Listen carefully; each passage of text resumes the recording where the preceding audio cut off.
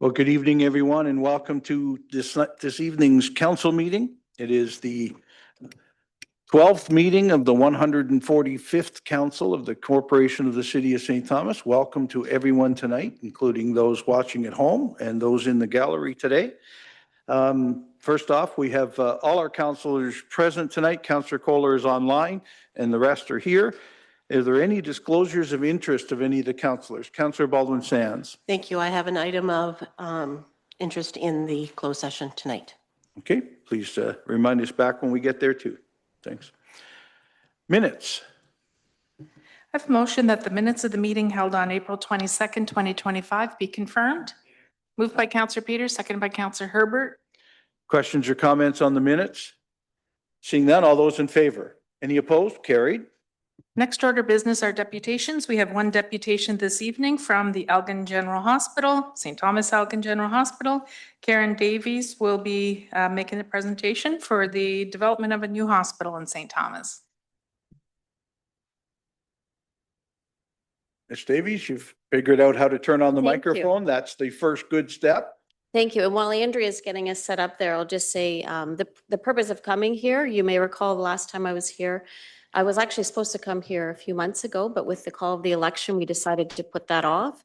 But the intention that I have is to come to City Hall, also County Council and Central Elgin, at least twice a year to make sure that we're keeping you apprised as to everything that's going on in the hospital. And so I'm not coming here asking for money today. It happens to be that the update I'm going to provide you with is really based on our space and capacity and some of those concerns. It's not a request for money, though I just want to make that clear. I'm not asking for anything. It's an educational intent.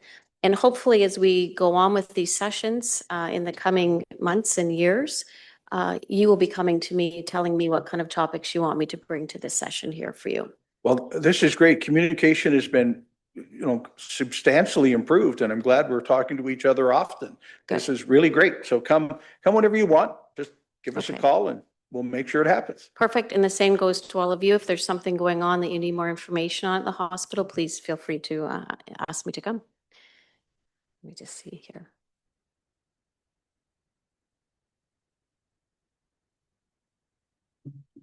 Sorry, I'm going to just scroll down here. Okay. So I'm just going to give some background information. Most of you might know that the hospital is over 70 years old now. And so the idea that we need a new building shouldn't be a surprise really to anybody. And all I'm going to do today is just give you a presentation on the evolving needs of the community as it relates to the impact on the hospital. So I'm going to go over a little bit of the current state and challenges, and certainly at the end, I'm happy to take any questions. We are still one of the larger employers in the region with over 1,300 staff, physicians, and volunteers. We're considered a medium-sized hospital, which that designation is typically based on the number of beds that you have. The outlier for us is that we're a high-volume hospital, which means that, for example, our emergency department, we see more patients than University Hospital in London, and this year will exceed 61,000 visits to our emergency department. We're the second busiest emergency department in the Southwest. And that's important for a few reasons. Never mind the busyness that it creates to the site, but I'll talk about it later when I get into the topic of beds. So our births have been escalating year over year, and that's a good thing. We're aiming to be around 1,000 births. We've got some data in there that you can read on your own. 40% of the people who visit, 40% of the people who live in Elgin County have actually made a visit to our emergency department in the last 2 years. That's high. We know that we have a higher use of our emergency department. We also know that we have a lot of people in Elgin County that don't have a primary care physician. About 10% of our visits coming every day to the Emerge. I have 10% up there, and that just shows you the time difference. I created this slide deck in January. We're now sitting upwards some days of 17% of the patients in our Emerge are actually from Middlesex County. Doesn't really matter. I mean, if you have a Ontario health card, you can go anywhere in the province for care, but that has an impact on a hospital. It's not built for those type of volumes. And medium-sized hospitals tend to face more challenges than other hospitals, often related to funding.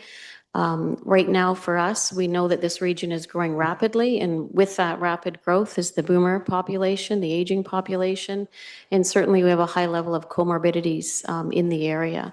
And comorbidities really means so people are living longer and they're having more diseases like diabetes, cardiac issues, congestive heart failure, mental health. And so people are now coming in with multiple issues, not just the cardiac issues. We also have, I've touched on this a little bit, less primary care attachment, but also a higher number of patients who do suffer from mental health addictions. And the hospital has traditionally been the backstop for that when there's nowhere else to go. People do come to the hospital. And we've got some capital needs. Community fundraising has been an issue, and I don't think that we're unique to anybody in the world right now, but it's become harder and harder to get donor dollars out of people. And hospitals still have to pay for their own capital equipment and all equipment in the hospital. It's not paid for by the province. So we've had a 6.8% projection population growth from 16 to 21. That's higher than the rest of the province is seeing. We're projected to be 79,000 by 2051. 20% age 65 and older. And you've probably seen a lot of this demographic data in your background work for looking at VW and bringing other companies in here. We're really seeing a significant increase in violence and homelessness that's impacting the hospital. Hospital violence across the country is really ramping up, and you're seeing different hospitals take different approaches. We've really changed our security provision there. They're now all STEG employees. They've got the cameras on them, same as St. Thomas Police. We probably work most closely with the police than any other partner that we work with. You'll see London's just put in a new weapons detection system. That's the right thing to do. A lot of days we actually have more incidents than they do. If I had the funding, I'd be putting it in to your hospital here. It's actually really needed. And so emergency and mental health demand, again, got 57 up here. We're slated already to go over 61, so you can see that it's really ramping up. 550 visits last year were substance related. That's up 20%. And the year before we were up 18%. And I know this year we're already trending to be up another 30%. And we've got a mental health outpatient visits that keep escalating as well. So when I talk about a new facility, it's really about an investment in our future. And we're in the long game for this. This is not something that's going to happen in the next 2, 3, 5, probably 7 years. These things move slowly, and we need to be proactive in our planning. And so that's why I want to make sure that you know, we've been talking about a new hospital, the need for it. We're working on our submission right now to the capital branch. That's called your stage 1.2. And that identifies through the use of consultants what you actually need. And they do the projections 10, 20, 30 years out as well, which seems a little bit difficult these days. We know how quickly things change, and we're planning for a hospital 30 years out right now. So the aging infrastructure is a critical tipping point right now for us, along with the population growth and then the increase in complexity in care that we're seeing. And that's really just with the multiple issues people are presenting with. In the violence issues. I mean, the hospitals, some of you may recall when hospitals used to be like the revered church of the community. They're no longer like that. And so we need to plan accordingly as well. So we have about 42 million in deferred maintenance for the main building and about 15 million for the south building over a 25-year period. Many of you may already know we have a shortage of parking. Right as of today, we have just probably about closer to 80 people who are parking off-site. And so the church has been really generous with us, and we're leasing some other land for that. So we know that we're already feeling the crunch now, and that is a bit frightening when you think that we're planning 5, 10 years out. We know that our patient accommodation is not meeting a lot of the current standards, and those standards could be through Accreditation Canada's example and making sure when you have someone with an infectious disease that accessibility, not all of our inpatient bathrooms are accessible should somebody be in a wheelchair or need support. That's a challenge. We've recently we just built in the last 3 months temporary isolation rooms, 3 in the emergency department, 1 on 5th floor, and actually 3 on the pediatric floor to accommodate the measles influx. So you may already know Elgin's probably the hardest hit in Canada for measles right now, and most of them are coming to our hospital as well. And so we've had a lot of work, felt a little bit like repetitive of COVID from December till probably March. I think we're in a good groove now of accommodating it. But it's still an ongoing problem for infection control in an old building. And we're maxed out for space. And so we have no room to grow, despite if you think of those emerge volumes, and if about 12% of everyone who comes to the emerge needs admitted, you need beds for them. Some of the data I want to share here with you is if we were to build a new hospital tomorrow based on the new standards, our NICU, which is where we care for the fragile newborns, would be 93% larger than it is today. The emergency department would be 42% larger and have 15 more rooms. That's probably the most striking one because we just moved into that space in 2018. Acute inpatient would be 72% larger. The pharmacy is one of our biggest issues right now because it's in the oldest part of the building, and there's a lot of standards for mixing medications now. It would be 61% larger, and our complex continuing care would be 138% larger. So by 2033, we need 83% more square footage, and by 2053, 159. And so that's why this planning is done with the long game in mind. And so these are just some headings that I know you all know because you're doing lots of great advocacy to continue to grow the city and bring the appropriate business. And it's impacting schools and hospitals and all of the things that you know. We're starting to feel it, although not as drastically as a year ago we anticipated we might. And I think that's just because things have slowed down a little bit. We are a regional leader, and I think that we're the only hospital in Elgin County as well. And so we're kind of become that principal anchor institution for healthcare within Elgin County.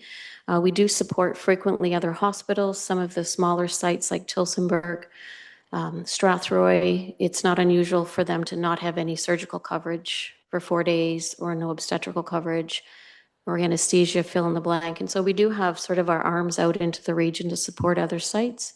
And likewise, when we get into trouble, we depend highly on London as well.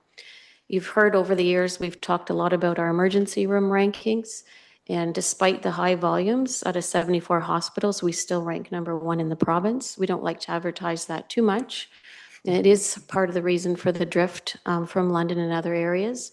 And that's because we've got a really solid lean operating system. And so even though we have very few beds, we're still able to pull them through the system because of efficiencies and support from our partners. We have so Ontario Health at Home as an example. So it's a big machine, and it takes full commitment of all the systems.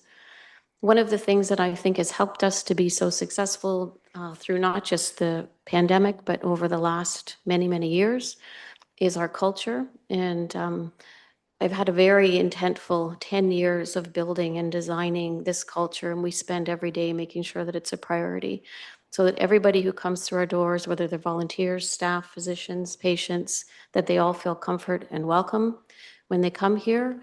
We were recently nominated for the London Chamber of Commerce Awards.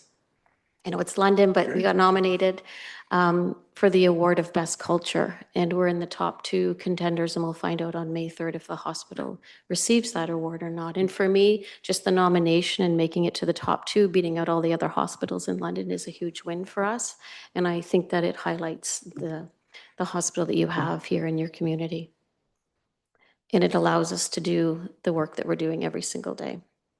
I want to end, before I open it up to questions, this is a video. I appreciate now that it's May, it might feel a little bit old. It's something that we put together the last week of December as one of our gratitude points for our staff, but I think it highlights for you some of the areas that I haven't touched on of accomplishments that we had in 2024.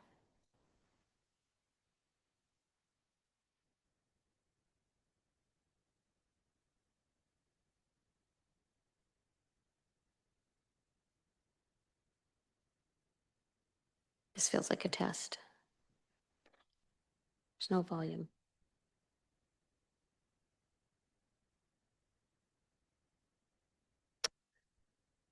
Well, I'm really sorry. Oh, you just mute that. Let's just still play it. It's just background music. So it's a good visual.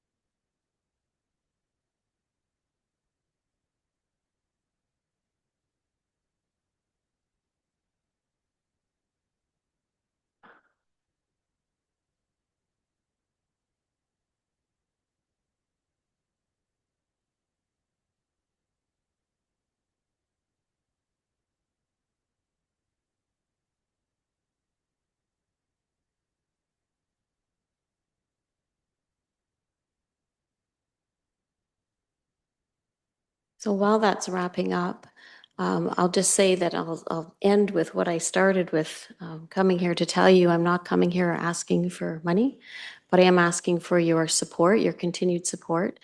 And I can't minimize this, so I'm just going to leave that. Your community does need a new hospital. It's rapidly growing. The demographics are changing. And I think the next 3 to 5 years for healthcare are going to be very difficult, but probably not unlike the other areas like education that are also going to find it challenging. And I look forward to coming on a regular basis here, whether that's on our request of twice a year, or if you want us to come here and give you an update on something off schedule, that would be wonderful as well. Thank you for your presentation. Any questions from council? Councillor Gibson, then Councillor Peters. Thank you, Your Worship. Karen, thank you very much for coming in. I really certainly appreciate the information that you put out. The stats are really good to hear.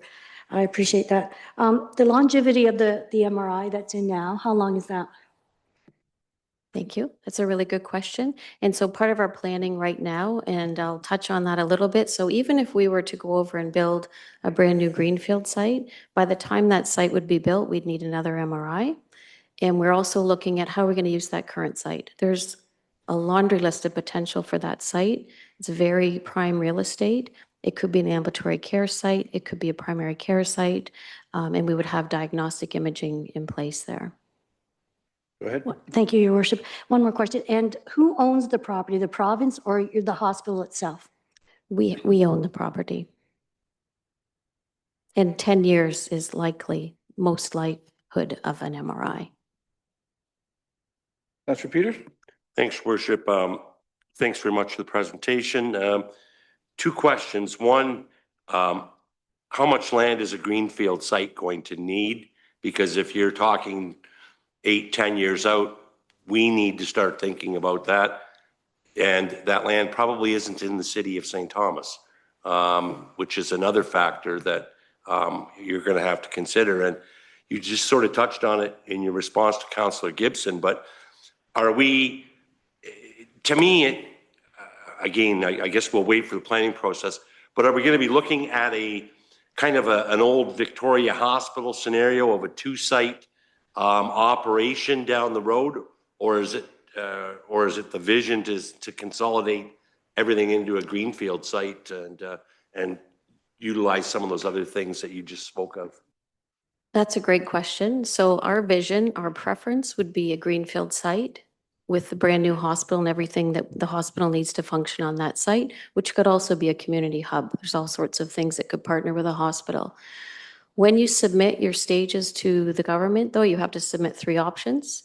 One being a greenfield, one being a hybrid model where you would keep some facilities open and going on this site and build a greenfield for either acute or post-acute. At the end of the day, it will be the ministry's decision. And we need approximately 60 acres if we put everything out on 60 on a greenfield site. And then if you did a hybrid, we'd probably be looking anywhere between 38 and 40 acres. Further questions? Councillor Herbert, then Wookie, then Clark. Yep. Thank you, Your Worship. Thanks for the presentation, Karen. I always find it interesting, so if I could get a copy, that'd be great. But I do have a second question for you. So if you put it consolidated into one site, what happens to the old site? You actually going to rip it down? And I don't know. Well, that's all part of the process. And I'll tell you, we don't know yet either because we need direction from the ministry. So if the ministry were to say to us, we're not going to give you a greenfield site, we know that logistically to build the healthcare facility that's needed today on that piece of land would not only be highly disruptive to the entire city, there's not enough space. We'd need a parking garage. I mean, logistically, it's really challenging, but I can't even answer that until I get a response from the ministry. I, Karen Davies, see lots of potential for that space, whether it's long-term care, primary care, a health hub, housing. I mean, there's lots of opportunity on that land. Through the chair, one more question. Would there be a chance of extending services in a new hospital, like a PET scanner, positive emission tomography? Would that be a possibility? You could get something like that? Yes, and we're currently looking at technology like that right now for our current space.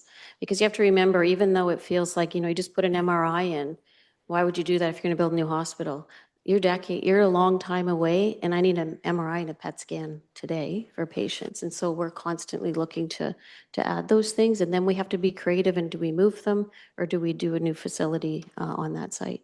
It'd be great to have something like that. I think London has 2 PET scanners, correct? Yes, they do. You know, so that would be, anyway, that's just down the road. That would be fantastic. I mean, it took long enough to get an MRI, but a new building would be great. So. Great. That's, and thank you very much. You're welcome. Councillor Wookie? Thanks, Your Worship.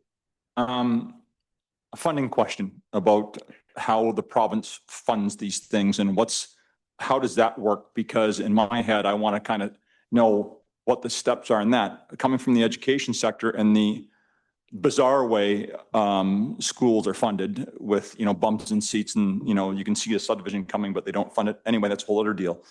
How does this go with the province in terms of what steps you take? Do you go into a competition pool? Do you find out all at one time how much money you're going to get? Are there matching funds? Like, for your finance side of this, how does this all work in terms of, so I can see it in my head, how this is going to go over the next, say, 10 years? Thank you. Yeah, that's a really good question. I'll back it up a little bit. So even just the planning process we've just finished, normally the ministry would give you funding to do that. After 3 years of being frustrated of not getting funding, we self-funded that process. So we did that. So that's one hurdle over us. The funding model is still 90%, 10% from the community, 90% from the ministry to build a new hospital. So we're right now doing all of the costing for the options, Greenfield and the 2 hybrid sites. And so once we have that costing, it all goes in as well, and it goes in as a 10-year, 20-year, 30-year, and option A, B, and C costing to the ministry. And again, that'll be part of their decision and what they approve and how much funding they'll allocate. Go ahead. Thank you. So, we have a population right now, and we have a population that's going to grow. Is there a template from the province for, like, you got this size community, this is what essentially you're going to have, you're this distance from London, and do they tell you kind of what services in general you'll provide, or is it completely up to the administration to decide? I mean, this is a kind of a loaded question because my father was a dialysis guy for 15 years and drove to London, and it was burdensome, especially in the last few years. And so I'm just wondering, how does that all work in terms of your choice versus the prescribing done by the ministry? No, it's a really good question. There is a lot of prescribing from the ministry. So we have been asking and wanting dialysis, certainly my 13 years here, and they won't approve it because Westmount Mall is, within a radius. There are other programs though, like we've been continuing to advocate for our NICU and our ICU. So sick adults, sick babies. And that's just an ongoing thing we constantly do. When we see a need in the community, if I need 6 more intensive care beds, we're putting together business proposals, going to Ontario Health, going to the Ministry of Health, and agitating until we get the funding. And so there's a lot of that happens all the time as we see the needs shifting in the community. Some of those more specific expensive programs, like an ICU or dialysis, you need ministry approval for. Okay. Councillor Clark? Thanks, Your Worship. My questions were on finances and they've been answered. Thanks. Okay. If I could add just maybe some support. First of all, way to go for being forward thinking and getting ready now for what's going to take years to get done. We've our family spent a little time at your hospital in this last year, and we were nothing but gracious for how great a job it was. So let's return the favor. You just called it agitating. I'll call it advocacy. If you need our help on any of that, please let us know. We can also agitate on your behalf and kind of keep you safe from it. So Thank you. please ask. Thank you. I appreciate that. All right. Any other questions? Karen, thank you. Okay, thanks so much for your time tonight. Council will now resolve itself into committee of the whole to deal with the following business. First committee this evening is strategic direction and development. First item relates to grant under the community improvement program for 90 Hinks Street. I have a motion that report PD 2025 relating to community improvement program grants for 90 Hinks Street be received for information, and further the council direct that a bylaw be prepared to enter into a community improvement program grant agreement with Alexander Kirshner relating to CIP application 2023-133. Moved by Counselor Kohler, seconded by Counselor Taylor. Questions or comments? Seeing none, all those in favor? Any opposed? That's carried.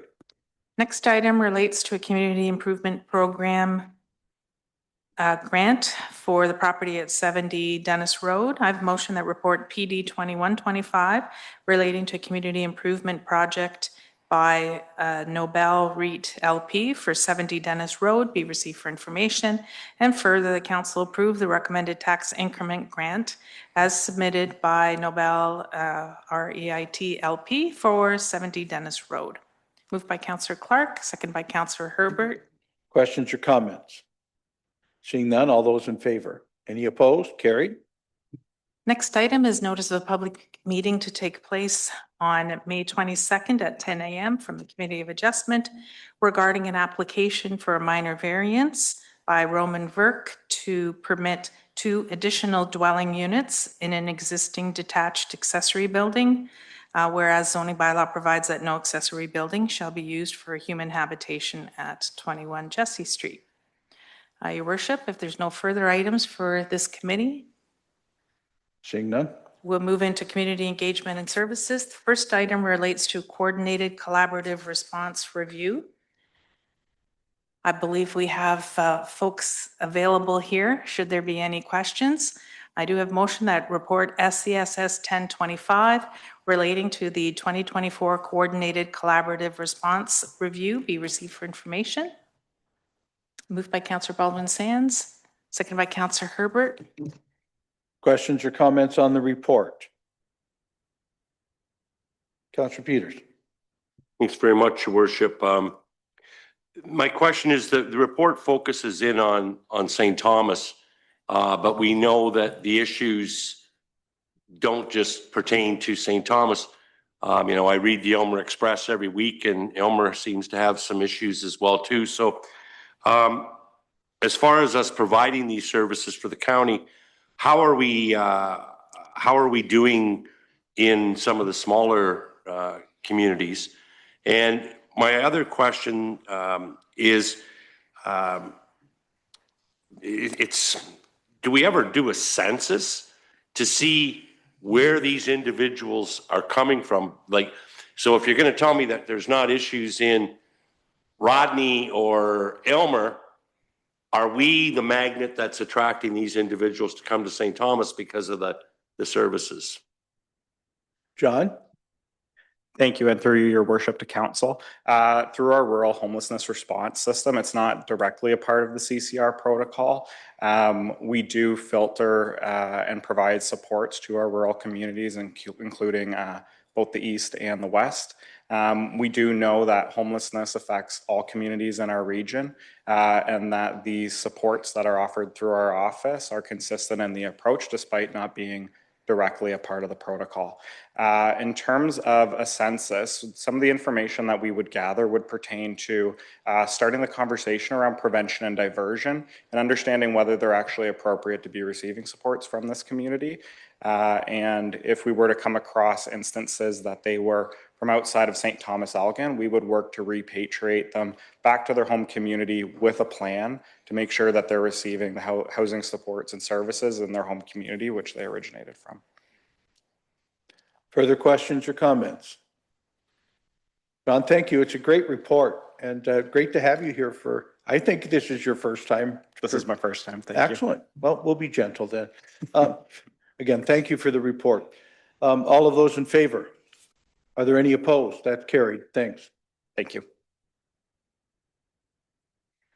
Next item relates to tennis and pickleball court usage policy. I have a motion that report PRF 1725 relating to tennis and pickleball court usage be received for information, and further the council approve the tennis and pickleball court usage policy. Moved by Councillor Wookey, seconded by Councillor Taylor. Questions or comments? Councillor Herbert, Councillor Clark. Thank you, Worship. So I see we have everything here in front of us, but is there flexibility with this, or is this the way it's going to be? Well, I see Mr. Bray coming forward, who will have the answers to all of your questions. Thank you, Mayor Preston, through you. No, that's the schedule that's been adopted and accepted. So there's no chance of changing it in a month if it wasn't working out for everybody? This is the way it is for this year? That's correct. We're going to look at it through the year, and if it needs to be changed, this is a living policy, so it can be adapted. So who actually put this schedule together? Did you talk to the different groups and sit down with you, or is this something just strictly from your department? We looked at the needs of the public, complaints that we've had, comments. We put the schedule together, and we did meet with one tennis ball. I made up a new sport. Yeah. Tennis league and the two primary pickleball clubs. Yeah, that's good to hear. Thank you. And they also had a chance to input on the report itself. Great. Did I say Councillor Clark? I did. Thanks, Your Worship. I'm glad to hear that it's a living document, because my question was going to be what happens if a third pickleball club comes up throughout the year. And when we were hearing from the pickleball folks, it was interesting to hear, from them when you question them where their members were from, how many members they had, whether they were open and closed to membership. So again, it's good to know that it's an open document, because I was hearing from one club that they're open and they've got tons of members and they're willing to take on new members, and other clubs are closed and so with the city growing, I can see the number of people interested in the sport continue to grow, and we may end up with a third or fourth club. So I'm glad that we'll be reviewing the process. Okay. Further questions? Councillor Wookie. Thanks, Your Worship. Just a comment that went in touch with the pickleball clubs myself. Like I try to relate this to arena use, where as when girls hockey started and they wanted time at the arena, of course, there's more competition. When you have another league of oldies that want to do something, you've got more competition. So when we started with this pickleball process, it wasn't as popular as today. So what we're facing now is simply supply and demand, like we would be in any other circumstance. And it's not easy to balance out the needs of everybody. And Councillor Clark's right. Like next month, there could be another group that decides they want to start a pickleball club, and they would want time to be equitable with the present pickleball clubs. So this is just an ongoing challenge. I want to say to members of the community that we hear what you're saying. We love you being outside and being active, and we're hoping to build more pickleball courts is the bottom line here. So stay tuned. Thank you very much. Thank you, Councillor Wookie. Further questions or comments? Seeing none on the report, all in favor? Any opposed? That's carried. Unless the members have any further items for this committee, we'll now move into infrastructure and civic operations. First item relates to the Burwell Sewage Pumping Station Tender Award. I have a motion that report ID 1125 relating to the Burwell Sewage Pumping Station Upgrades Tender Award be received for information, and further, the council award the Burwell Sewage Pumping Station upgrades to Stonetown Construction Limited in the amount of $5,011,988.20, excluding HST. And further, the council authorize a single source contract with RV Anderson Associates Limited in the amount of $375,000 for the provision of contract administration and construction inspection services for the Burwell Sewage Pumping Station Upgrade Project. Moved by Councillor Kohler, seconded by Councillor Clark. Questions or comments on the report? Councillor Clark. I was just interested in if we heard any feedback on, we had 8 possible people that could have bid on the project, and we only heard from 2, whether or not there was any concerns with the timelines, or was it the special nature of the project, or if it's just the timing of it. We get Mr. Lawrence. Actually, no feedback. It's often the busyness of the whole market. So who's bidding on what projects? In this case, they all asked to bid. They all put in a proposal in the first stage. We accepted 8, but only 2 bid in the end. So it's likely how busy the market is. Councillor Wookie. Thanks, Your Worship. Mr. Lawrence, so we've got this station going in, and then we got construction happening on Highway 3 there, the bypass. So you can talk about how you're going to manage, how it gets managed. Obviously, that the bypass thing is a ministry thing, but we've got a sensitive project going in here. We've got other construction very nearby. How are we going to manage that in terms of like, ground vibration, all sorts of things being constructed in the same place at the same time? Thanks. Mr. Lawrence? Thanks. So the social impact from construction is going to be large in the next couple of years. There's no question about it that 25 and 26 are going to be busy years. A lot of work to do. The best we can do is try to coordinate them. So this one, for example, will put as late into the construction season as possible to get hopefully Fairview advanced a little bit more. So the best way is to kind of manage them so that parallel direct routes aren't being worked on at the same time, so that the detour isn't also under construction. So a lot of work to do in the next couple of years, and there will be some impact. In terms of vibration or impact to the park, it should be minimal. We'll try and keep the pathway open as long as possible, which carries a lot of people. In terms of parking, I think we're good because we've recently built lots of parking in the rest of the park, so that's good as well. So direct impact of the park, low. Impact to the rest of the city through the next couple of years, pretty high, I would say. Further questions or comments? Being none, all those in favor? Any opposed? Carried.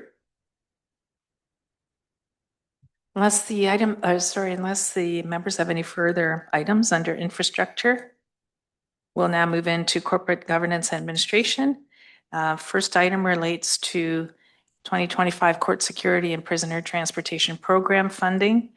The members have a copy of the report from the Police Services Board on April 23rd that has been received from Chief Roskamp about the provincial funding. Your Worship, unless there's any further items from the members for this committee, Council will now reconvene into regular session. I have a motion that the recommendations, directions, and actions of Council in Committee of the Whole, as recorded in the minutes of this date, be confirmed, ratified, and adopted. Moved by Councillor Gibson, second by Councillor Clark. Questions or comments? Seeing none, all those in favor? Any opposed? Carried. Next, we move into reports of committees. One report this evening relating to the Industrial Park Gateway. I have a motion that report STPAC 0225 relating to the Imagination Station located at the Industrial Park Gateway be received for information. Yet further, that Council approve the acquisition and installation of the Imagination Station art structure as set out in report STPAC 0225, and further that the Imagination Station piece be included as part of the city's public art inventory. Moved by Councillor Wookey, second by Councillor Gibson. Questions or comments? Councillor Gibson? Thank you, Your Worship. Just one question. It said there once a year coating that has to be done on this art piece. I was just wondering which department would that fall under in our budget, and if they would know at about cost that might cost us, if it's a couple $1,000s or $10,000. If someone can have the answer. We're taking it all the way to EDC. This is great. No, that's all. Thank you. So the coating itself is not actually a requirement every year. It does say it's recommended, but I talked to the group in Kitchener-Waterloo who has products that are made of the same materials, and they don't coat them. They've been there for 5 years and haven't coated them yet. So I think it's more of a as-needed type basis, and my guess is that it would come out of Environmental Services budget, although we haven't spoken about it. So yeah, yeah, don't turn around. No, I can't tell if he's looking at me, so I'll just sort of. Further questions? Councillor Taylor, then Councillor Wookey. Thank you, Your Worship. How tall is this thing? It looks huge. Thank you. Actually, the initial proposal that came to us was more of just an idea. So the picture that you see on there, it looks huge based on the cars around it. The piece is about 25 feet from bottom to top, plus the platform that it sits on. So the idea is to make it high enough so people aren't climbing on it, but it's also a really strong visual from the road as people are driving past. Councillor Wookie, then Councillor Clark. Thanks very much, Your Worship. Sean, could you just explain to people who don't see this report, like where this is, how far it's set back from the road, like just the basics of what they'll see when they're driving down Highbury? It's where, as the council representative on the committee and Laura, the chair, is here today, we're quite excited about this, but just so people have an idea of what they'll see. Thank you. Sure, thank you. The piece is actually kind of, it's not an island, but it's a little peninsula that goes out in the stormwater management pond on the east side of Highbury, basically right across from Dennis Road. So near where those lights are at Dennis and Highbury is where that stormwater management pond is. And there are walking trails around it so people can access it that way. Great.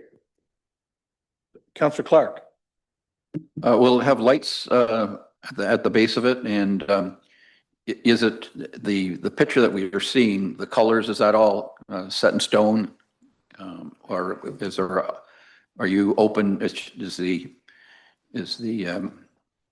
artist open to any comments from you or your staff, and whether there be any branding on it in terms of St. Thomas, making the piece, I know, look a little bit more from St. Thomas, or is it just to make it look like a children's toy?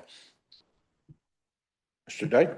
Sure, thanks. I think the intent would be to keep it as is like that. We haven't asked the artist any questions about colors. We quite like the design.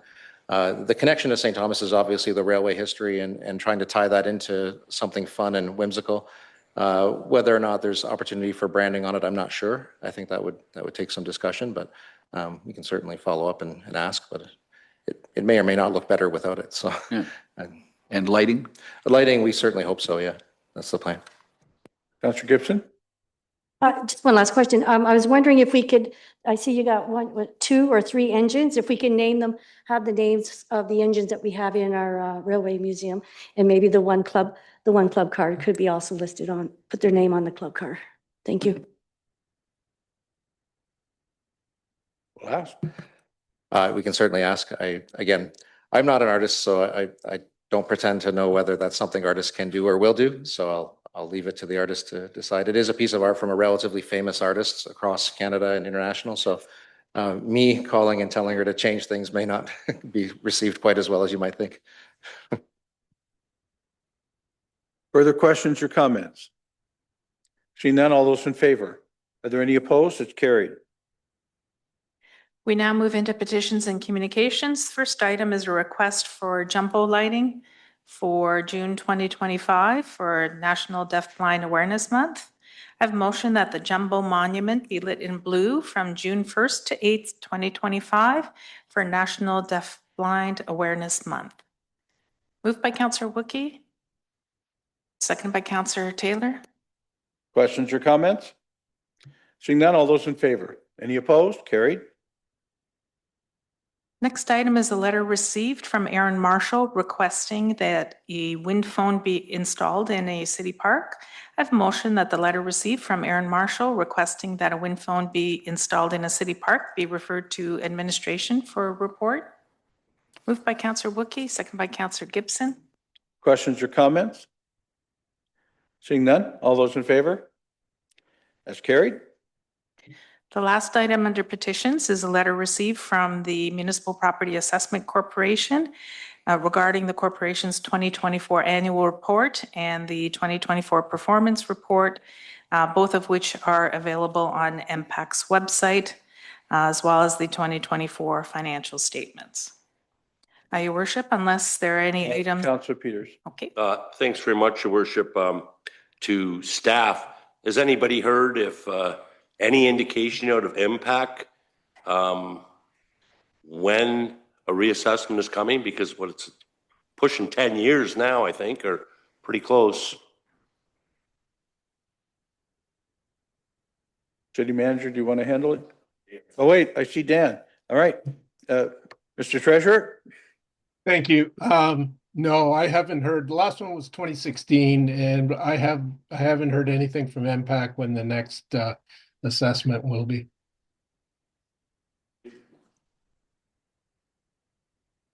Further topics under this? Petitions and communications? Seeing none? We'll now move into unfinished business of council. Seeing no items from the members, we'll now move into new business of council. Anybody? Well, I have my usual 4 or 5 things, so let's go with that. One of the neat things we got to do last week was name some of our snowplows. It was a contest we ran over this winter when everybody was seeing snowplows each and every day, and on Mayor's Update. And so we had a winner of one of our large snowplows was named Snow Thornton. One of our sidewalk plows was called Control Salt Delete. And the Sir Plows-A-Lot was the other Parks Department vehicle. And we think we'll probably do this each year. Now, we've painted those vehicles already with those names on them. So next year when you're watching your snowplow go by, certainly thank you to the Works Department, Environment in our community. And we had a lot of fun. And they all won some prizes by being named the winners of that. Also, a week ago Sunday, Councillor Clark and others and I were out for the launch of, I'm pointing at Striker the Elephant, the mascot of Forest City Football Club, our new football club playing out of 1Password. Sorry, did I say Forest City? I did again, didn't I? Railway City, that's the other guys is Forest City. This is Railway City. So I've put their jersey on the elephant, Striker the Elephant, and their first game in 1Password Park will be on the 10th. Please come on out and support our local team. Under League One rules, the Railway City Football Club will have 4 clubs, 2 under 18, male and female, and 2 over 18, male and female. And I think the men's team plays their first game on the 10th. So let's show the rest of the league what St. Thomas can cheer for. And so that's all set. And Striker the Elephant will be there to say hi. This coming Saturday is the opening day for Horton Market for 2025. And nothing like knowing spring is coming if you know the first 2025 version of Horton Market is there. So Saturday, I'll see you all there. And bring your shopping bags with you. There's lots to take home. It's also Mother's Day coming up on Sunday. So if you've forgotten, you can go to Horton Market and buy something for your mom. And that's all I have under new business this week. Councillor Gibson.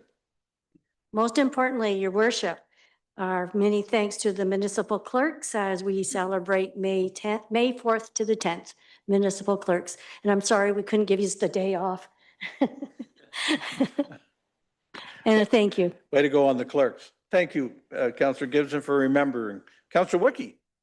Thanks, Your Worship. I'll just mention this again, May 10th, 2 p.m. at Knox Church. It's the Railway City Wind Ensemble. There's about 40 members. I was looking up what they're doing, and I'm looking forward to hearing some of the James Bond themes and Hollywood stuff. So that's 2 o'clock, May 10th, Knox Church. You can pay at the door. Yes. Thanks very much. Great. Any other new business? I'm sure we're forgetting thousands now, but we'll stop there and move on. Next order of business are bylaws. I have a motion that leave be granted to bring in the bylaws. Moved by Councillor Peters, seconded by Councillor Kohler. Questions or comments? Seeing none, all those in favor? Any opposed? Carried. Motion by Councillor Peters, seconded by Councillor Kohler, that the bylaws be now read a first time, referred to council and committee of the whole, and read a second time. Questions or comments? Seeing none, all those in favor? Any opposed? Carried. First bylaw, please. First bylaw is a bylaw to confirm the proceedings of the council meeting held on the 5th day of May, 2025.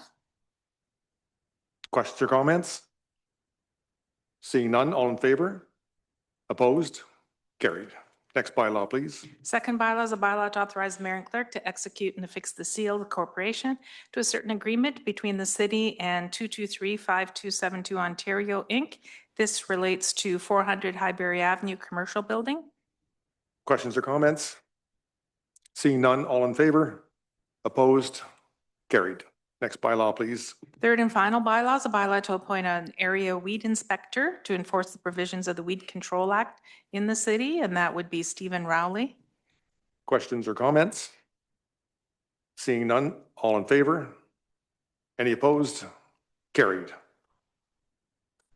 Your worship, I rise to report the successful passing of 3 bylaws. Excellent job. Have a motion by Councillor Peters, seconded by Councillor Kohler, that the report of council and committee of the whole on the 3 bylaws be received and adopted. The same be read a third time, engrossed, signed by the mayor and clerk, sealed and numbered. Questions or comments? Seeing none, all those in favor? Any opposed? Carried. No notices of motion or public notice this evening. There is a need to move into closed session. I have motioned that this meeting be closed to deal with a position plan procedure criteria or instruction to be applied to any negotiations carried on or to be carried on by or on behalf of the municipality, 2 matters of a proposed or a pending disposition of land, and 2 personal matters about identifiable individuals. Moved by Councillor Wilkie, seconded by Councillor Taylor. Before I call for the vote, I'll share with all, we'll be moving into closed session now. We'll only rise from closed session to adjourn for the evening or pass anything that was completed in closed session. So thank you all for joining us either in person today or online, and we'll see you all next week. For closed session, all in favor? Any opposed? Carried.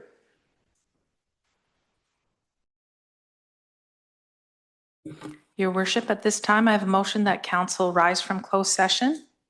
Moved by Councillor Wilkie, seconded by Councillor Herbert. Questions or comments? Seeing none, all in favor? Any opposed? Carried. No further items on the open agenda. I have a motion that we now adjourn.